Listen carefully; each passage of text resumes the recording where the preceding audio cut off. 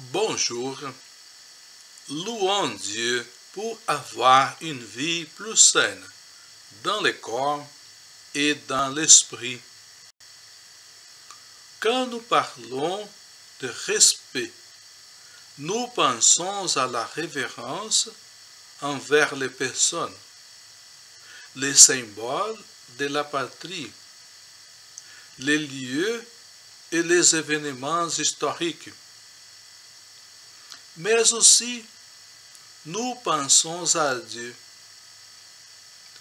Il est écrit dans le livre des psaumes, le Seigneur veille sur ceux qui le craignent, sur ceux qui espèrent en sa fidélité, pour les délivrer de la mort et les garder en vie durant la famine. Psaume 33, 18, 19. Demandons l'aide du Seigneur pour que nous soyons sages et respectons son nom tout au long de notre vie. Seigneur, montre-moi ton chemin et je me conduirai selon ta vérité. Unifie mon cœur pour qu'il craigne ton nom. Psaume 86, 11. Au début de la célébration, nous nous rapprochons du Seigneur avec respect, puisqu'il est le protecteur de son peuple. Le Seigneur est la force de son peuple, le protecteur et le sauveur de ses fidèles. Sauve-nous, Seigneur, veille sur nous, conduis-nous toujours. Psaume 27, 8, 9. Faisons confiance en Dieu. Il est toujours prêt à nous tendre la main. Dieu est pour nous un refuge et un fort, un secours toujours offert dans la détresse. Psaume 46, 2. Dans la première prière de la célébration, nous demandons au Seigneur de nous enseigner toujours à respecter son saint nom comme signe de notre amour pour lui et pour les prochains. Nous prions. Fais-nous vivre à tout moment, Seigneur, dans l'amour et le respect de ton saint nom, toi qui ne cesses jamais de guider ceux que tu enracines solidement dans ton amour. L'amour de Dieu a été révélé par le Christ tout au long de sa vie à travers la tolérance, le respect, l'amitié. Il est écrit dans une lettre de Paul, « Soyez enracinés et fondés en lui, dans le Christ, affermis ainsi dans la foi, telle qu'on vous l'a enseigné, et débordant de reconnaissance. » Colossiens 2, 7. Dans la lecture de la messe, nous voyons Abraham qui entend la voix du Seigneur, qui lui demande d'arrêter le sacrifice de son fils unique.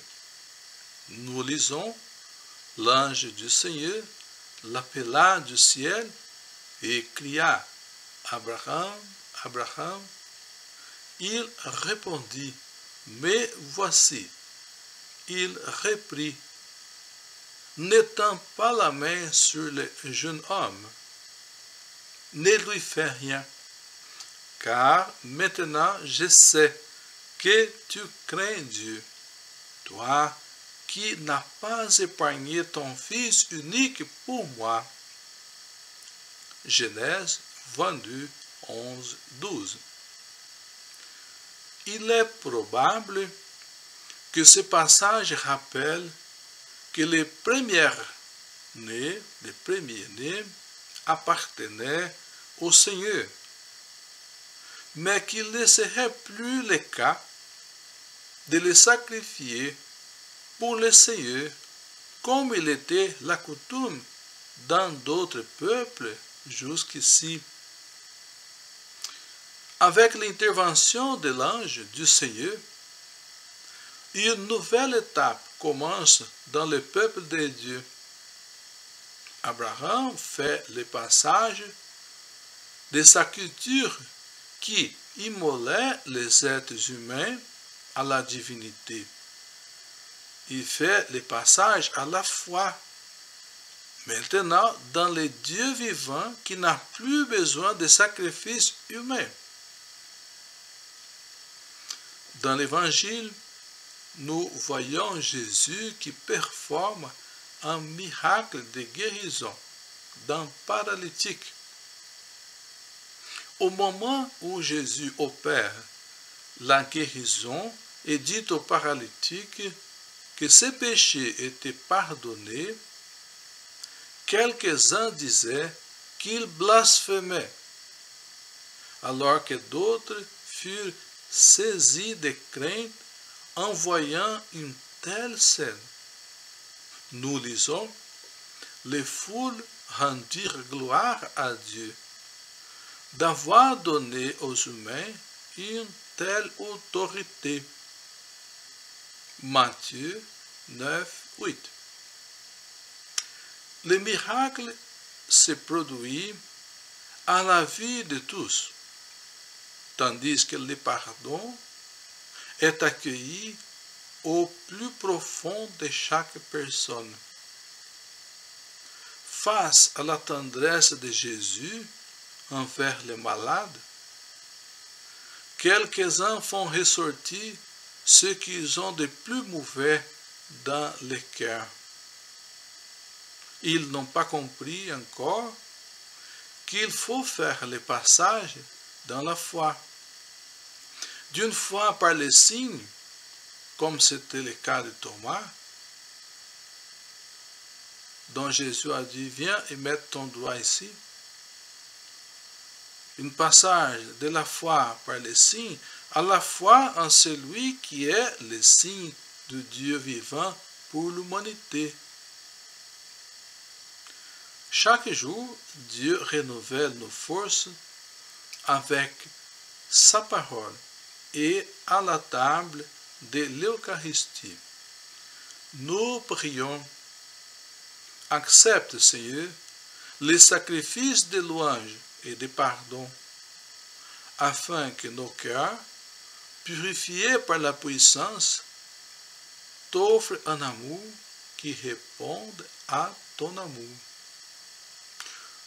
Nous sommes toujours invités par Dieu pour développer avec lui une proximité, une amitié, une intimité. Il est écrit dans le livre du prophète Jérémie, « Je t'aime d'un amour d'éternité.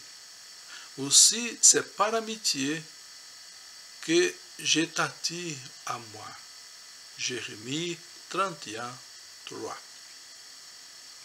Nous prions dans la préface, « C'est par ton Fils bien-aimé que tu as fait de nous des créatures nouvelles. »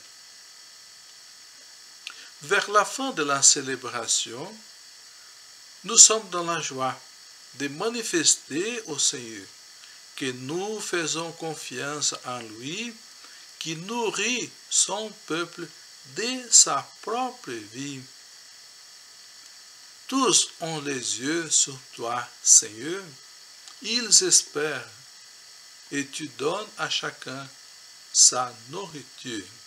Psaume 144, 15.